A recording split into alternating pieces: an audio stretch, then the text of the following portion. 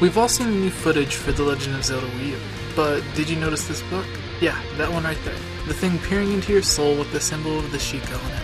Well, no one knows what it is, but I do.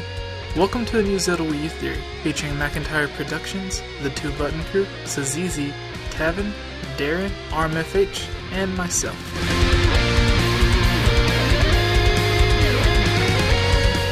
Okay, being serious now, a ton of Zelda theorists and gaming YouTubers have posted videos analyzing the most recent gameplay, and they all mention this mysterious book. However, everyone seems to be missing what the book actually is. So, what is it? It's pretty obvious that this little book is the book, more specifically, the Book of Medora. I know what you're thinking. What is the Book of Medora? Oh, you're not. Well, I'll tell you anyways. Otherwise, this would be a much shorter video. The Book of Medora. It has appeared in several Zelda titles and even one in the manga, but it's most prominently known from where it was first introduced, A Link to the Past. The book is a collection of ancient Hylian lore and stories, as well as a guide to translating the ancient Hylian language that appears throughout the land of Hyrule after Link has completed the first dungeon. Cessseeezy gives Link the Pegasus boots that allows him to dash. Upon speaking with the hermit, Agneha, Link learns of the book's whereabouts and travels to the House of Books. Link dashes into the bookshelf, causing the book to fall down. With the Book of Medora in his possession, he travels south to the Desert of Mystery and finds an ancient stone tablet inscribed with the ancient Hylian language. He uses the book to translate and makes a wish. The stone head that blocks the entrance to the temple moves, allowing Link to enter it and retrieve the Pendant of Wisdom. The book can be used a multitude of times afterwards, some of which are optional. Inscribed on the pedestal of time is the prophecy of a legendary hero. In order to obtain the magical medallions Ether and Bombos, Link must use the Book of Medora to translate the writing on old decorative stone tablets found on Death Mountain and the Desert of Mystery, respectively. In the official comic for A Link to the Past that released for the promotion of the game on the Super Nintendo back in 1992, it says, Link finds the Book of Medora after he saves the librarian from the burning house of books. Once the fire ceases from the librarian explains that it is the key to the ancient Hylian language. Over 20 years later, a manga for A Link to the Past was released, which gives a different story on the book's use in the game. Cessseeezy gives Link the book instead of telling him where to find it. After obtaining the second pendant of virtue in the desert palace, Link is stung by a scorpion and succumbs to its venom. Agneem approaches the unconscious Link and takes the Book of Medora from him in order to find an incantation within which he can complete the ritual to resurrect Ganon. The next canon appearance of the Book of Medora is in Ocarina of Time 3D, not the original but the remake. The book itself is not mentioned, but makes several appearances through the game. Several books seen in the remake that appear similar to the Book of Medora. These can be seen in Impa's house, in the Lakeside Laboratory, and in Dompe's house. These books show the Sheikah symbol on one side while the other side cannot be seen. A book with similar appearance exists in Lon Lon Ranch. It's the second in a stack of books on a table inside of the house. The book isn't important for the story, but it could have been Nintendo's way of teasing fans for the then upcoming Skyward Sword. The book is looked at as containing the history of Hyrule and information regarding many mysteries throughout Hyrule. This would make sense for its inclusion in Skyward Sword, as the games were in development at the same time.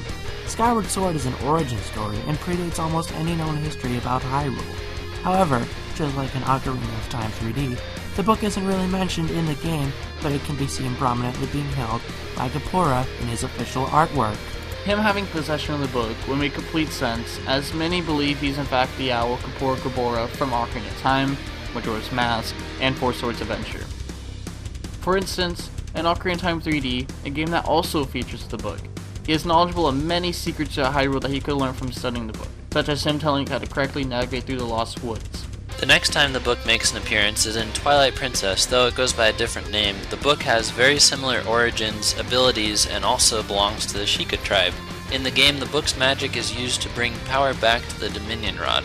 When Impaz first sees you have the rod, she says, From generation to generation, my ancestors have guarded the book that by royal decree was to be given to the messenger to the heavens. This is that book. Please take it. For further proof, the two books are the same.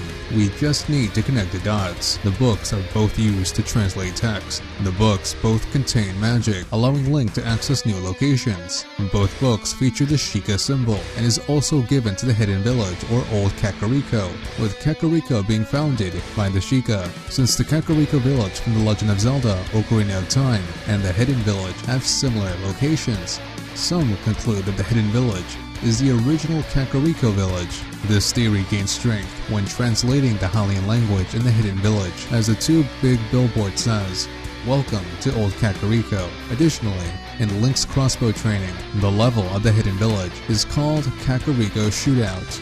Impaz states that she was named after the founder of this village, and her name bears a strong resemblance to that of Impa. If Impaz is referring to Impa, then the Hidden Village is most likely the Kakariko village from Ocarina of Time. Impa was born and raised in the original Kakariko village, and she opened the village to non-Sheikah. Impaz tells Link, My name is Impaz. I'm the last resident of this poor village. My name comes from the great one who built this village so long ago. This village was once a secret home of a proud tribe who served the royal family. But it fell into decline and became infested with dangerous beasts. It's become an awful place. Since the Book of Medora is associated with the Sheikah, it would make sense that it would eventually make its way to Impaz of Twilight Princess. Through the generations, it could have lost its name and been known as the Ancient Skybook. To strengthen this, as we stated earlier, the book may have been in possession of Gapora and Skylock. This would be more than enough reason for it to be referred to as the Ancient Skybook, since that is its earliest known origins. a side appearance of the Book of Medora comes from Hyrule Warriors. Though not canon, Lana uses a magic book similar to the Book of Medora to cast spells. Finally, we're brought back to Zelda Wii U, and the mystery behind the book everyone is confused about. Take note, this book may not be the Book of Medora, but to me, all signs point to it being the book.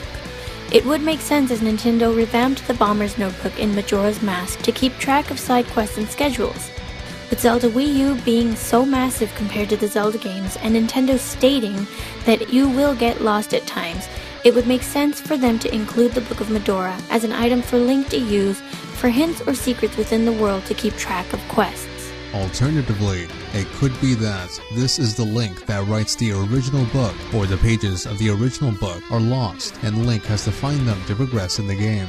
Similar to finding the spiritual stones in Ocarina of Time, the pendants in A Link to the Past, and the shards in Twilight Princess, the Gorons would possess one chapter of the book, and you would have to help them or complete their dungeon in order to receive the page. Similar to the Goron's Ruby, another chapter could be in the possession of an enemy, using its magic to terrorize a certain village, or control a dungeon. Defeating him would leave you in the possession of that chapter, similar to the shards in Twilight Princess, which would get you closer to completing the full book. Obtaining these lost or stolen chapters could allow you to learn new abilities, such as the bullet time or slow motion mechanic we have seen in the Game Awards, with Link jumping off Epona and aiming an arrow. Another chapter could allow Link to learn of certain secret areas within Hyrule, similar to how finding the pages of the Ancient Skybook in Twilight Princess allows Link to move the owl statues to gain access to the Sky Cannon, and eventually to the City in the Sky. Another option is that this Link could be the Link that actually wrote the original book, and everything we do in the game, all the mysteries we uncover, the magical spells we learn,